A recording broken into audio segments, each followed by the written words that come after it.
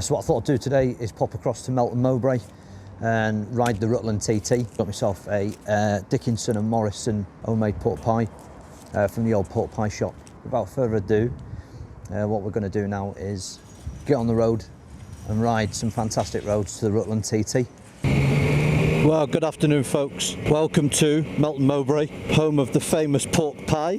So we're going to ride today the Rutland TT, which is in the book Bikers Britain. What I've done is I've started to make a little bit of a series of the decent roads that are depicted in the book, and it's my intention to sort of ride every single one of them.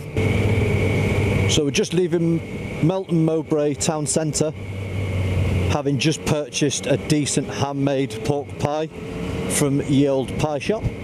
This morning when I got up, I accessed my route app on the laptop and I plumbed in the Rutland TT route, and then I saved that as a route, and then on the navigation app of my route app, because there's two apps, there's the planning app and then there's the actual navigation app. So I've got the navigation app now via the Bluetooth intercom, so I can hear the instructions. I've used the app a few times now and it is outstanding. So much better than the co-pilot app that I was using to navigate Europe. So this is the beginning, just leaving Melton Mowbray on the Dalby Road, and let's enjoy some twisty roads. So I was reading in the book that the majority of the motorcycle publications that are in the UK are based in Peterborough, and they use the Rutland TT as like testing roads for their reviews for the bikes. So it's got to be a good little loop to do, hasn't it? Something different though, different part of the country.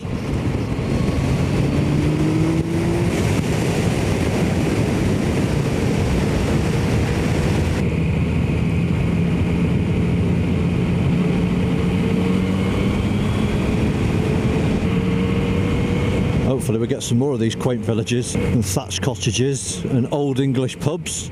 So the Prime Minister's announced that pubs are going to be open this weekend. So no doubt there'll be a massive rush of people trying to get their local pint. I bet the pub trade has suffered no end during this pandemic. So anything that people can do to sort of get the pub trade back up and running. I for one am just looking forward to being out on the bike and being able to stop at a country pub where I can sit outside and enjoy a nice pint of ale, and even stop off and get a bite to eat.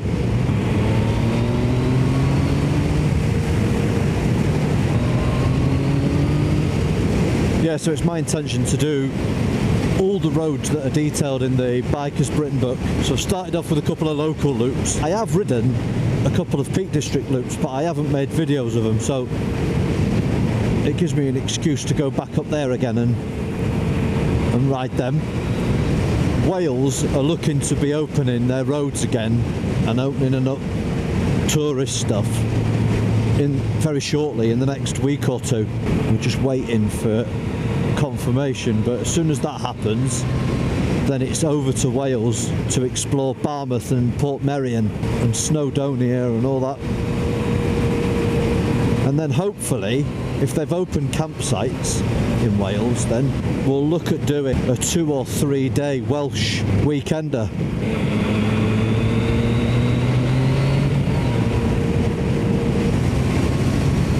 This is more like it. Right, so we've got a little bit of a right and left to go now, so I've got to do a right and then go over there on the BO6047.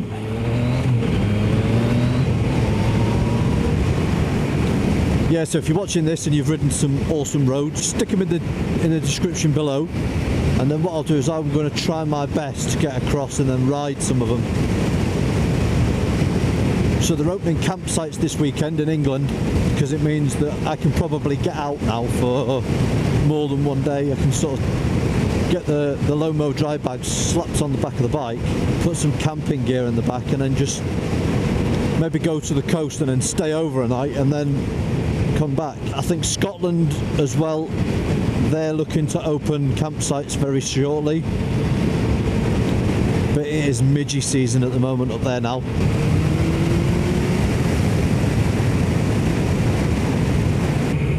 I'm wondering if there'll be a chance to get up to Scotland, you know, in October.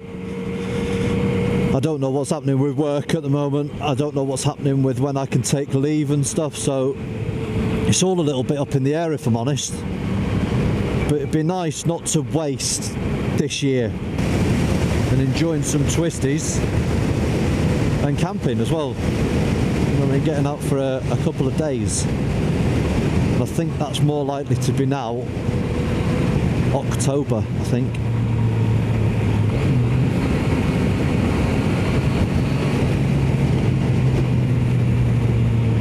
It's lovely round here. Church Langton. Very picturesque. I've just had to pull over just to sort of change the GoPro battery, which is a shame because I was getting proper stuck into some of these twists and turns. Oh, it's like a roller coaster, this road. Loads of twists and turns on it. Very undulating as well. Cracking little road, this. So favourite road so far on this loop is the road that leaves Caldicot to Uppingham. Back into 60s. MOD Luffenham. So that's a RAF base, I think. RAF base at Luffenham, sure there is.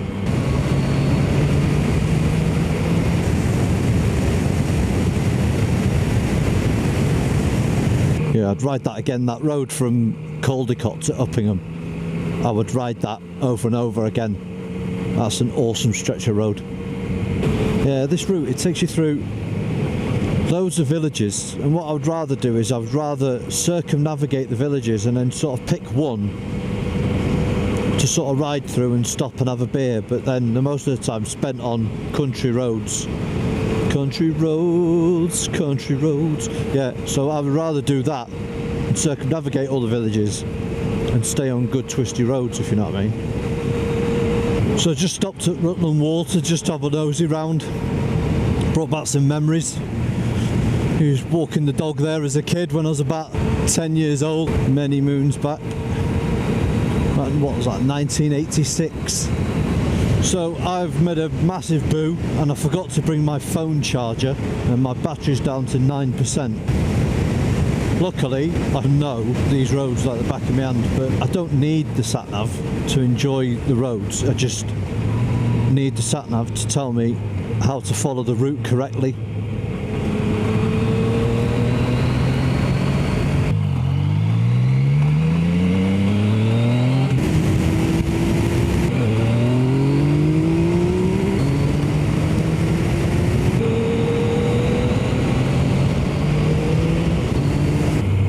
So the downside is my phone's turned itself off and I'm not getting any instructions through my earpiece.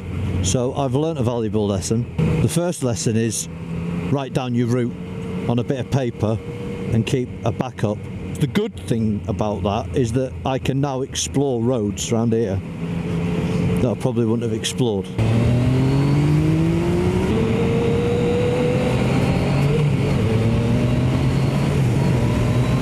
Just turned left onto this road here.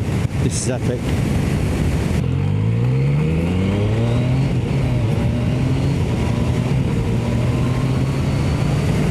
So we've just left Colsterworth and we've got on this quite a good road actually back to Melton Mowbray, this B road. It is quick.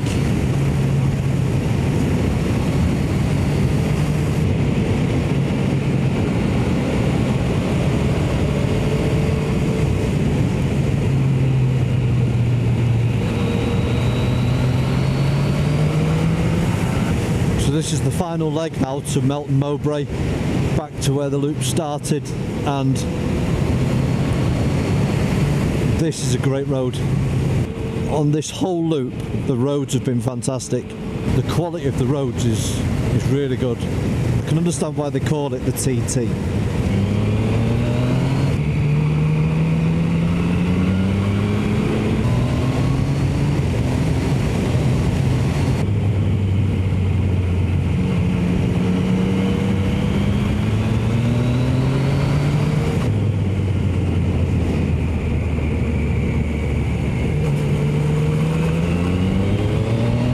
This is more like it. Quick roads followed by tight technical turns. I think that for me is what makes a great road. It's got to have a bit of everything. It's got to have fast flowing bits, and then you've got to be able to be tested in like tight technical S-bends. Do you know what I mean? This road back into Melton has got all of that.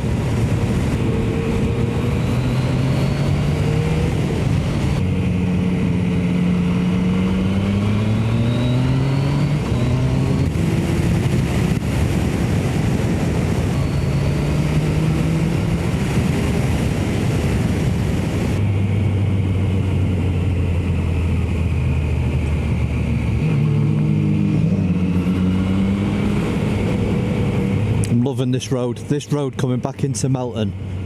I am loving it. But this road here, the B676, it's been a joy to ride this. I wish I'd have done this first in reverse.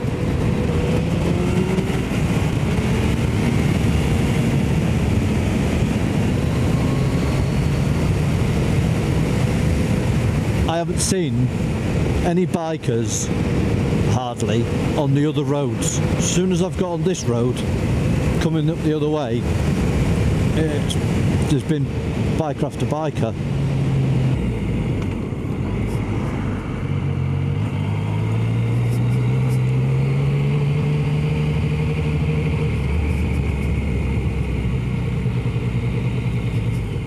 So that's us done the loop, the Rutland TT loop. What an amazing day. I am shattered. Yeah, some fantastic roads. That last road coming in, that B road coming back into Melton, one of the greatest roads on the loop. I've had a cracking day. It's been well worth coming over. Trip down memory lane, really. Yeah, it's been cracking. So all that's left to say is thanks for watching. If you see the like button on there, please click that. It helps out massively with the channel. If you haven't subscribed already, don't forget to subscribe. And plenty more to come. I hope to see you on the next one. Ta-ra.